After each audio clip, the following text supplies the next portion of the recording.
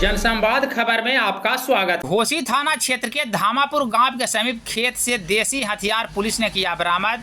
पूछताछ को लेकर 2 लोगों को लिया हिरासत में। दरअसल घोसी थाना के पुलिस थाना क्षेत्र के धामापुर गांव के समीप एक खेत से बोरे में बंद देसी राइफल को बरामद किया है। इस संदर्भ में पुलिस पदाधिकारी ने हथियार बरामदगी की पुष्टि करते हुए कहा है कि तत्काल कुछ विशेष नहीं बताया जा सकता है। उन्होंने बताया कि मामले में पुलिस पूछताछ को लेकर 2 व्यक्ति को हिरासत में लिया है, जिससे पूछताछ की जा रही है। बता दें कि मकान बनाने को लेकर 2 पक्षों में गुरुवार के सुबह झगड़ा चल रहा था, जिसकी सूचना पर पुलिस धामापुर गांव पहुंची थी, जहां खेत के समीप से एक देसी राइफल को पुलिस ने बरामद किया है, जिसकी जांच की जा रही है। थाना अध्यक्ष भावेश मंडल ने बताया कि मामले में पुलिस प्राथमिकी दर्ज करते हुए आगे की कार्रवाई में जुटी है।